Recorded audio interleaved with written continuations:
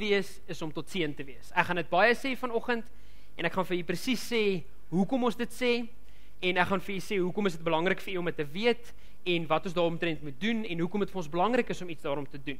En ons gaan nou vanoggend so 'n bietjie anders die dinge doen. Ek is nou vanoggend hier onder en ek wil so 'n bietjie met julle gesels oor hierdie saak want ek weet dit is 'n saak wat baie keer baie swaar ook op mense se harte lê. En ek gaan nou ook vir julle verduidelik hoekom. Om een te wees is om tot seën te wees, Johannes 17. Maar kom ons kyk net eers na 'n paar vragies. Ek wil by u hoor, het jy al ooit gewonder wat is Jesus se droom vir die kerk? Het jy al ooit gewonder wat is dit wat Jesus wil hê vir sy kerk op aarde? Het ek al bietjie in die Bybel gaan kyk, wat wil hy vir die kerk? As ons vir 'n oomblik moet stil sit en vra, maar wat dink ons is sy droom vir die kerk gewees na hemelvaart? Onthou, ons is nou in hierdie tyd, né? Donderdag aand het ons hemelvaart gevier.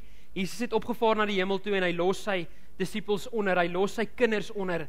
En het jy al ooit gewonder, maar wat wil hy hê vir die kerk? Wat is sy droom? Ons gaan vanoggend so 'n bietjie na daai vragies kyk, want het jy al ooit gevra, hoekom is daar soveel verskille in die kerk? Hoekom is daar soveel verskillende denominasies? Almal wat die drie enige God dien, Vader, Seun en Heilige Gees, wat glo hulle weg tot saligheid is deur die Seun alleen, en hulle glo dit saam met ons, presies dieselfde as ons glo, maar verskillende denominasies. Hoekom is daar soveel verdeeldheid onder die kinders van die Here? Hoekom wil hulle nie altyd saamwerk en hoekom is daar soveel verskille? Hoekom beklei ons so baie oor goed, né?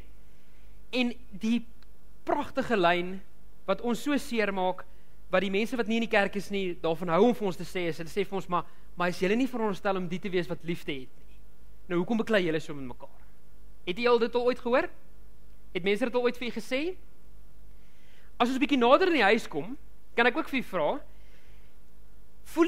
het jy al so gevoel, dat in my familie, of in my gesin, is daar kerkverskille, en twis oor die geloof? Daar is dalk van u vanoggend wat hier so sit, wie se kinders uit die NG Kerk uit gegaan het, wat dalk vir u swaar op die hart gelê het. En onthou, ek wil nou net so 'n bietjie die hartsnare roer hierso, en ek wil net so 'n bietjie die emosies aanwakker, om te sê, dalk het u kinders al by u gekom en vir u gesê, ons wil ons kind laat inseën en ons wil hom nie laat doop nie. Wat het dit in die gesin gedoen? Wat het dit in die familie gedoen? As hulle uit die NG Kerk uit gegaan het. Dalk nie net kinders nie, maar dalk 'n broer of 'n suster, verlangs familie dalk, mense wat besluit het, maar die kerk is nie meer vir ons nie. Ons het te veel goed gesien in die kerk wat negatief is, so ons wil uit die kerk uit gaan, dis nie meer vir ons nie, ons bly gelowiges, en ons glo nog steeds in presies dieselfde God wat jy glo, maar as Christene dit doen, dan wil ek nie deel wees van 'n Christen gemeenskap nie, wil ek nie deel wees van 'n geloofsgemeenskap nie. Ek wil gehoor, is daar van u wat al so gevoel het? Is daar van u wat al deur so 'n situasie is, of met vriende of familie of iemand, kom ons wys gou, jy kan maar vir my wys, né? En is dit 'n maklike ding om aan te raak? Glad nie, né? Hoekom is dit so moeilik om dit aan te raak? Want dit is veronderstel om die belangrikste ding in ons lewe te wees. Geloof is die belangrikste ding in ons lewe. Maar vir een of ander rede, as daar 'n familiebyeenkoms is oor Paasnaweek of Kersfees of wat ook al, dan word daar glad die kerk gepraat nie. Hoekom? Oorlog. Né? Want dit gaan moeilikheid veroorsaak. OK, onthou ons tema, om een te wees, is om tot seën te wees. Ek het vir 'n storie oor my eie lewe hieroor. Ek is een van 3 kinders, en my pa was ook 'n predikant gewees, en hy is oorlede in 1990, en hy het al 3 ons kinders het hy gedoop. Ek was natuurlik die laaste een gewees, ons sou 4 kinders gewees het, maar daar was nou nie tyd daarvoor nie. Hy is nou toe oorlede voor dit. Maar ek was toe die laaste een wat hy gedoop het, van ons 3 kinders, en dit was 'n baie groot ding gewees, vir hom natuurlik, en ek wil nie eens weet as dit in hierdie gemeente gaan gebeur, dat ek my eie kind moet doop nie, want jy moet maar die sneesdoekie saambring, maar dit gaan 'n tranedal wees, ons gaan almal soos kinders huil, so ek sien ook baie uit daarna, maar ek dink net, watter groot geleentheid is dit vir 'n predikant om sy eie kind te doop, ek dink dit is ongelooflik. En in elk geval, my ma het ook 'n baie groot passie vir die teologie gehad, my pa het al geleer in dit, daai tyd moes predikantsvrouens nog vroue diens lei en vroue Bybelstudies aanbied, en julle sal weet hoe dit gegaan het, en my ma moes dit leer doen, sterk gelowige, lief vir die kerk, lief vir die gereformeerde tradisie, lief vir die gereformeerde liturgie en 'n oggenddiens. Sy is in een van die mees konservatiewe NG Kerke in Bloemfontein, wat dinge doen soos wat dit volgens die boek gedoen word. Liturgie, alles is 100%, dis hoe dit is. En toe eendag my suster wat die middelkind is, het uit universiteit uit gegaan en sy het begin werk in Bloemfontein en sy het begin skool hou. En toe was daar 'n groot charismatiese groep kerk wat begin opstaan het in Bloemfontein, wat baie van die jong mense begin trek het. En van haar vriendinne en vriende het soontoe begin gaan en sy het toe besluit maar sy gaan ook nou oor na hierdie kerk toe gaan. Goed, okay, nou kan jy weet, daar begin nou dinge nou al so 'n bietjie vreemd raak, my suster uit die EG kerk uit, okay, wat gebeur nou? Goed. En toe eendag het ons Sondagmiddagete wat ons altyd by ons huis gehad het en dan het my broer hulle gekom en my suster het gekom en ek was nou natuurlik by die huis want ek het nog gestudeer. En ek dink daai tyd was ek eintlik nog ek was eerste of tweede jaar teologie gewees. En ons eet ons Sondagmiddagete soos gewoonlik en toe so aan die tafel aansit en ons het klaar gebid en ons begin net so eet en so. Toe sê my suster vir my ma sy wil haarself laat groot doop. Oorlog. Julle verstaan nie. Dit was die derde wêreldoorlog het amper uitgebreek. Toe is daar chaos by daai etenstafel. Ek was op daai tyd besig om teologie te swat by die universiteit. My broer was op daai tyd besig om teologie te swat by die universiteit. En ja, dit is maar net hoe dit was. En sy sê toe vir my ma nee. Maar sy gaan dit nie doen as sy nie ons seun daar net nie en as ons nie gaan bywoon nie. Dan wil sy dit nie doen nie. Jo. En my ma trek los daar en sy sê vir my suster, jou pa het jou klaar gedoop. Dit is nie nodig dat jy jouself weer laat doop. Dit was so net in mooi taal die kort en lank daarvan, okay? Goed, ek gaan nie uitbrei oor die gesprek nie, want dis nie waar dit gaan nie. So ons het in ons familie so 'n situasie gehad. Op die ou end het sy dit toe nou nie gedoen nie. Ons het toe met haar gepraat oor die doop en oor die verbond en ons het alles probeer verduidelik so goed as ek kon met my min kennis, tweede jaar teologie. Nie eens geweet regtig wat ek doen nie, maar ons het probeer en ons het al gepraat en alles en so. Maar daar was wrywing gewees. Daar was ongelukkigheid gewees, daar was trane gewees. My suster was ongelukkig, my ma was ongelukkig gewees. Dit was nie 'n goeie dag vir ons gewees nie. Ons was oor verskille wat oor kerke gegaan het dit ons uitmekaar uitgedryf. En dit was sleg gewees. So, jy moet weet vanoggend, ons verloor iets as ons nie nou luister na wat die Here vir ons wil sê. Ons verloor iets as ons nie vir Jesus luister in wat hy vir ons te sê daaroor nie. En die volgende paar minute wil ek vir u probeer om 'n antwoord te gee oor hierdie situasie. Ek wil vir u probeer wys, maar wat sê Jesus oor eenheid en wat sê hy oor die kerk en wat is sy droom vir die kerk? As ons weet daar's goed wat ons baie na in die hart lê en wat ons al seer gemaak het in die verlede oor wat ons vir die kerk wil hê en wat ons vir ons families wil hê en so, dan het dit ons al seer gemaak. So kom ons luister. Kom ons kyk in Johannes 17, wat sê Jesus vir ons hieroor? Ons gaan in Johannes 17 lees vanaf vers 13.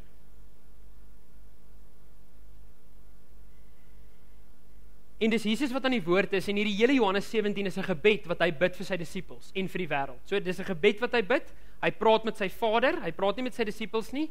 Kom ons lees vanaf vers 13. Maar nou kom ek na u toe en ek sê dit terwyl ek nog in die wêreld is, sodat hulle my blydskap in al sy volheid in hulle kan hê. Ek het u woord aan hulle gegee en die wêreld haat hulle, omdat hulle nie tot die wêreld behoort nie, net soos ek ook nie tot die wêreld behoort nie.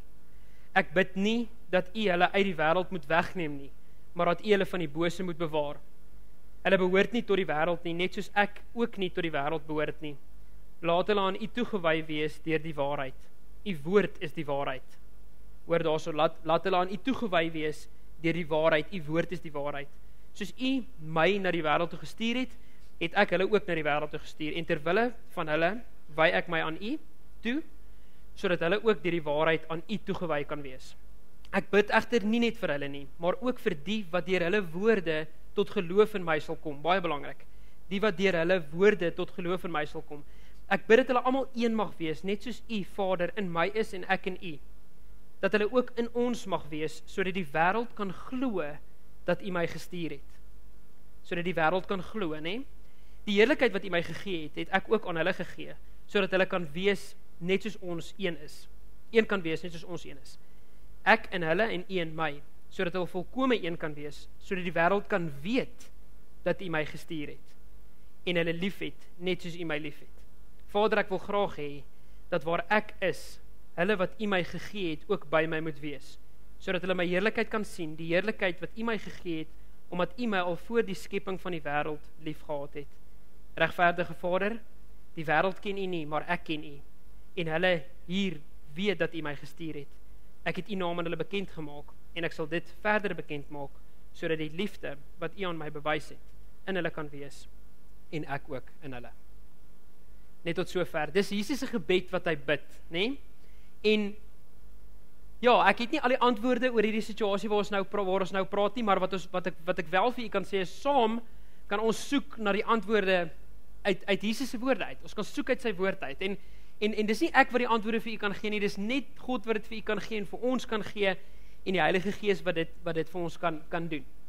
Maar hoekom is dit vir ons so belangrik, en hoekom is dit vir Jesus so belangrik?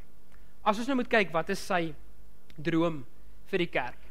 Miskien 'n storie wat Jesus vertel het. Op verskeie kere het hy eintlik so 'n tipe storie vertel, maar 'n storie wat ek vanoggend wil gebruik as voorbeeld is die verlore seun. Hy gebruik die verlore seun as 'n gelykenis. En ons almal ken die gelykenis van die verlore seun baie goed. Maar wat nou gebeur daarso is dat ons weet die seun is weg en hy het alles al sy geld verloor en hy's terug huis toe en hy was bereid om as een van sy slawe te gaan werk by sy vader. En hy kom by sy pa se huis aan en sy pa hardloop hom in en hy omhels hom en hy sê vir hom, trek vir hom klere aan, sit vir hom goue ringe aan en kom ons slag vir hom die vetgemaakte kalf. En wat doen die ouer broer toe? Wat sê die ouer broer toe vir sy pa? Hy was natuurlik wat gewees? Hy was jaloers, né? En wat het hy vir sy pa gesê? Hy het vir sy pa gesê, ek het my hele lewe lank nog aan U gewy. En nou kom hy terug, na hy al daai foute gemaak het en nou slag pa die vetgemaakte kalf vir hom.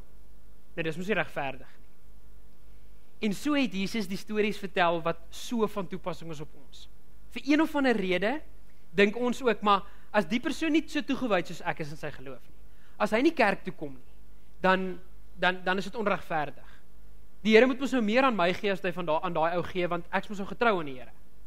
So tipies hoe ons as gelowiges redeneer, né? 'n ander gelykenis wat Jesus vertel het, is die gelykenis van die werkers, né? Dan stel hy die werker aan 8:00 die oggend, en hy stel weer een aan in die middag, en hy stel weer een aan so uur voor die dag se werk verby is, en hy gee vir hulle almal dieselfde geld. Wat sê hulle toe? Nee, kan nie so werk nie. Ek het mos die hele oggend gewerk, die hele dag gewerk, en hy gee vir my soveel, maar hierdie ou kom en hy werk 'n uur, dan vra die eienaar vir hom, maar het ek jou nie gegee wat jou toekom nie? Jy sou mos net daai geld in elk geval gekry het vir jou dag se werk. So, en ek het dit vir hom gegee, want hy het ook by my kom werk, maar hoekom is jy nou ongelukkig as ek vir jou dit gee wat jou toekom? En so sien ons het die mens 'n ding van, maar die Here moet my net so bietjie voortrek. Ek moet net so bietjie belangriker wees as die ander gelowige oor wat ek glo en in watter gemeente ek is en in watter doop ek glo en dit moet belangriker wees as wat daai ou glo. So ek moet so bietjie net bietjie beter as hy dan nou wees in dit. En ons redeneer so, maar ons moenie so redeneer nie. Want om een te wees is om tot seën te wees. Ek het daai prentjie gekies want dit was vir my so mooi geweest, die rooi mannetjie wat voorstap en al die ander mannetjies wat nou agter hom aanstap in die vorm van 'n pyl. Ek het nou maar dadelik gedink, natuurlik is Christus die hoof van die kerk, hy is die een wat voorstap, die rooi mannetjie, bloed van die lam en die kerk stap agter hom aan. En wat hierdie prentjie so mooi maak en wat hierdie prentjie so kragtig maak is die feit dat hulle almal stap in dieselfde rigting en hulle almal het 'n punt wat hulle probeer bereik en hulle gaan na daai punt toe agter Jesus aan. So Jesus sê, ek lei die kerk, ek is die hoof van die kerk, en julle as kerk is veronderstel om agter my aan te stap met een gemeenskaplike doel. En nou wil ek weer vir julle vra, na aanleiding van laasweek, wat is die gemeenskaplike doel van die kerk? Wat is die kerk veronderstel om reg te kry in hierdie wêreld? Wie kan vir my sê? Om siele te wen, ja, en, ekskuus Rudy, het jy self gesê, okay? Om siele te wen, om God se koninkryk te laat kom. Met ander woorde, ons wil mense nader aan die Here bring, want as ons hulle nader aan die Here bring, dan kan hy hulle werk doen, sy werk in hulle doen, en hulle kan tot geloof kom in hom. Dit is veronderstel om die punt te wees, waartoe almal van ons stap. Maak nie saak wat ons verskille is, en hoeveel ons nie moet beklei, oor sekere situasies nie. Dit was vir my 'n mooi prentjie gewees. Want wat is God se standaard vir die kerk? God se standaard of sy droom vir die kerk is net so, dat dis 'n baie hoë standaard wat hy stel. Hy stel 'n baie hoë standaard aan sy disippels, hy stel 'n baie hoë standaard aan sy kinders, hy stel 'n baie hoë standaard aan sy kerk. Hy wil hê sy kerk moet doen wat sy kerk veronderstel is om te doen. En hoe ons dit gaan regkry, is die lyntjie wat nou hierdie week, ek weet hoe baie van die ou van Facebook, en van Twitter, en van al die sosiale netwerke, en om alles vir mense boodskapies te stuur, hierdie week sit nou dit daarop. Om een te wees, is om tot seën te wees. As ons een is, kan ons vir die wêreld tot seën wees. En ek wil hê jy moet dit hierdie week gaan doen, en ek wil hê jy moet dit hierdie week onthou. As jy by die werk is, of as jy met iemand praat weer, en jy kom agter, daar soveel twis, en rusie, en allerlei goed op ander plekke in die wêreld, die kerk kan nie ook een van hulle wees nie, dan wil ek hê jy moet onthou, om een te wees, is om tot seën te wees. Sit dit op ergens, sit dit in die Bybel, skryf dit op 'n papiertjie, sit dit op die foon, sit dit op die Facebook status, dit is vanoggend ons bottom line, en sonder dit, kan ons dit nie regkry nie. Ek gaan dit ook vir julle bewys, hoekom is dit belangrik dat ons dit moet weet? Dit is belangrik dat die kerk een sal wees, sodat die wêreld kan glo, dat God nuwe lewe moontlik maak. Ons is die lig vir die wêreld, en die sout vir die aarde, Johan gaan vanaand daaroor preek. Ons kan dit nie doen, as ons oor klein goedjies en onnodighede die hele tyd vassit nie. Wat maak dit nou saak? Iets soos die doop, of enige ander kwessies, waaroor mense beklei, wat 'n randsaak byvoorbeeld is, dit het niks met ons verlossing te doen nie. Niks, absoluut niks met ons verlossing te doen nie. Die doop gaan nie maak of jy in die hemel kom, of jy nie in die hemel kom nie. As daar sulke goedjies is waar ons sit, gereformeerde tradisie, of charismaat. Wat is dit nou? Hoekom, as ons in presies dieselfde God glo, dalk net bietjie op ander maniere, en ander maniere dinge doen, hoekom is dit vir ons so groot probleem? Hoekom moet die wêreld daaronder lê, wat 'n donker wêreld is, waar ons die lig moet gaan wees, as hulle vir ons kan sê, maar julle is in elk geval nie een nie, so hoekom moet ons deel wees van julle? Seker een van die hardste goed wat ons kan hoor. Maar kom ons hoor, wat sê Jesus hieroor? Jesus sê, sy droom vir die kerk, om dit te antwoord. Hy bid, dat ons een moet wees, sodat die wêreld 3 dinge kan doen. Die eerste ding is, dat die wêreld kan glo, vers 21. Die tweede ding is, dat die wêreld kan weet, vers 23.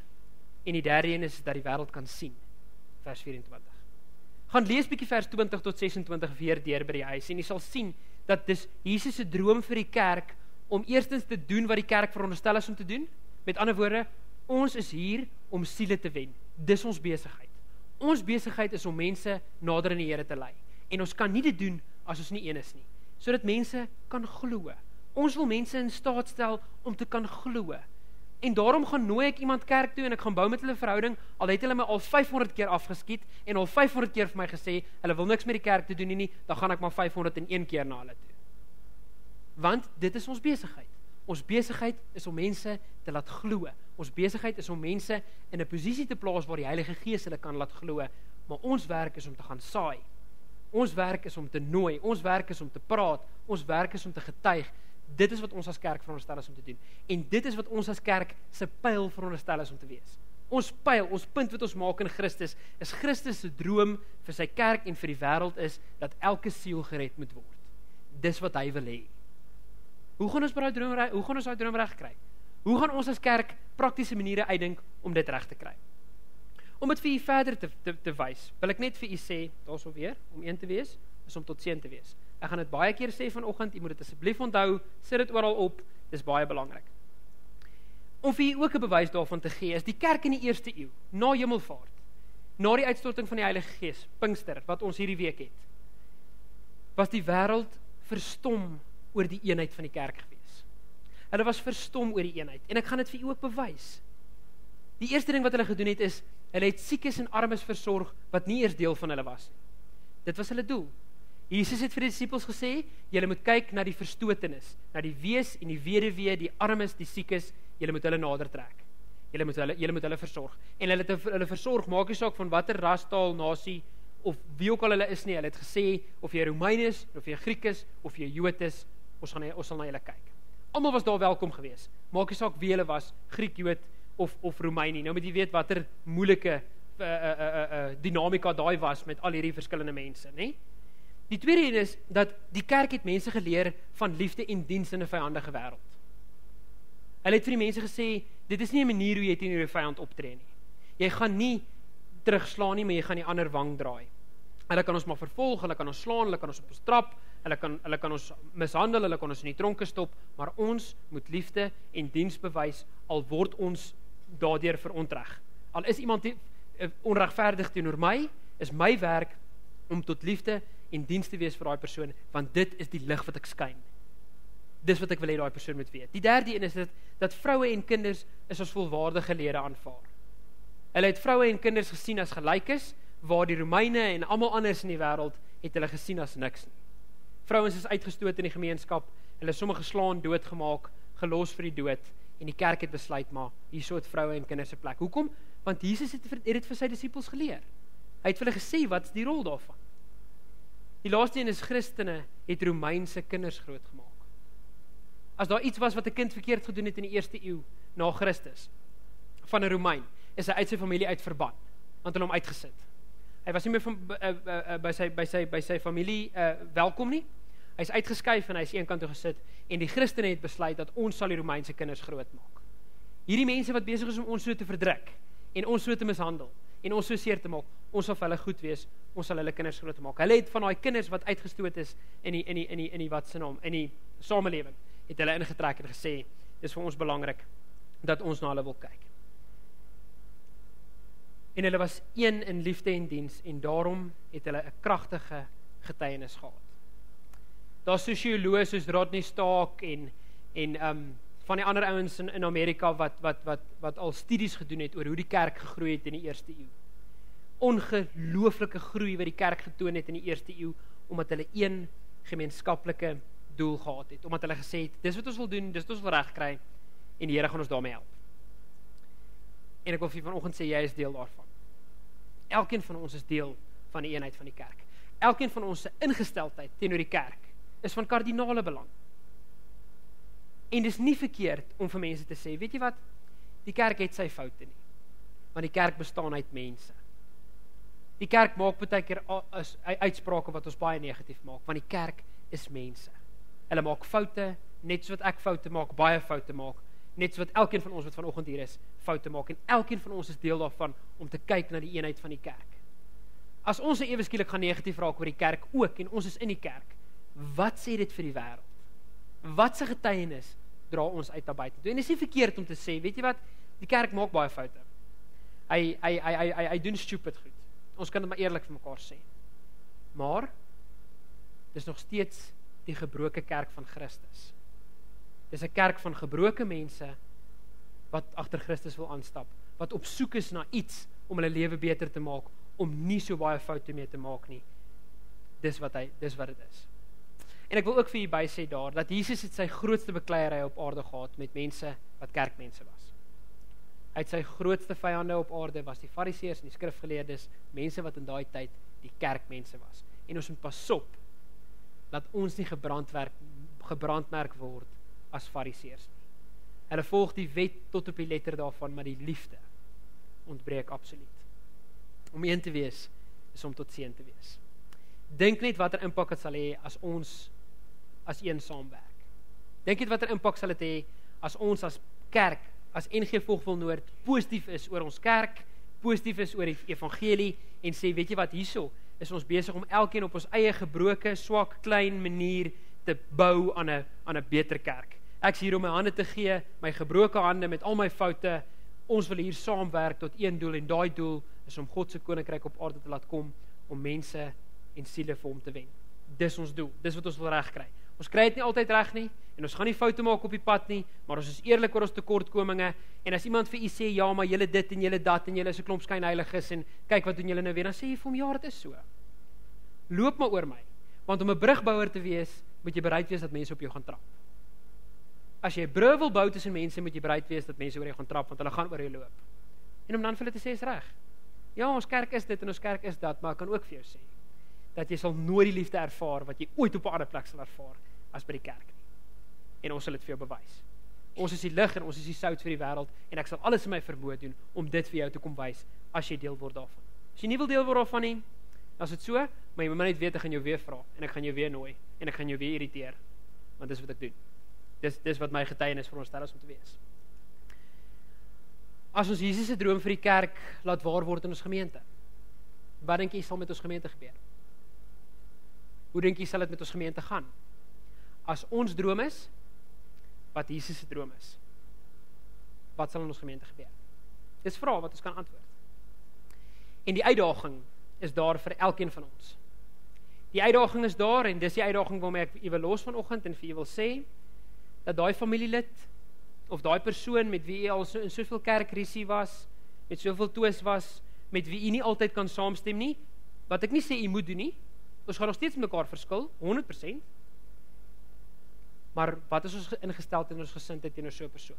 Die uitdaging hierdie week, en ek wil hê u moet dit elkeen gaan doen, is, as daar iemand in die lewe is, wat u al vasgesit het in die verlede mee, of twis gehad het in die lewe oor kerk, of oor geloofsake of so, wil ek hê, u moet hierdie week na daai persoon toe uitreik. En u moet vir daai persoon gaan sê, weet jy wat, ek sit die swaarde neer, en om een te wees, is om tot seën te wees. Dis vir my belangriker, dat ons mekaar moet verstaan, en een moet wees, al verskil ons van mekaar, in liefde, as wat ons hierdie bekleierery aanhou, en die wêreld daar buite wat donker is, lei daaronder. Dis die uitdaging. En ek wil hê elkeen van u moet dit gaan doen. Ek wil hê elkeen van u moet, as daar so iemand in die lewe is, of iemand wat elke keer met u vassit oor kerk wees, of baie vyhandig is teenoor die kerk, of teenoor die Christendom, of wat ook al, wil ek hê, u moet na daai persoon toe gaan hierdie week, of u moet vir hulle SMS stuur, of u moet hulle kontak, en u moet vir hulle gaan sê, ek wil die swaarde neersit, ek wil nie langer met jou oor beklei nie, want om een te wees, is om tot seën te wees. Ek en jy, al is ons in verskillende kerkgroepe, al sien ons die teologie heeltemal verskillend, en glo my, daar's van my vriende met wie ek dag en nag verskil oor geloofskwessies en oor teologiese sake, diep teologiese sake, maar ons is veronderstel om vir daai persoon te sê, ek en jy is veronderstel om 'n getuienis te wees vir die een wat nie glo nie. Ons kan nie ook met mekaar beklei nie. So kom ons sit die swaarde vir 'n oomblik neer. Jy glo wat jy glo, ek respekteer dit, ek glo wat ek glo, respekteer dit asseblief, en kom ons gaan wees 'n getuienis vir die wêreld. Want ek en jy is nie die een wat die evangelie nodig het nie. Die een daar buite is die een wat die evangelie nodig het. Sy siel is nog nie gered nie. En dis Jesus se droom vir die kerk. Dis wat Jesus wil hê die kerk moet doen.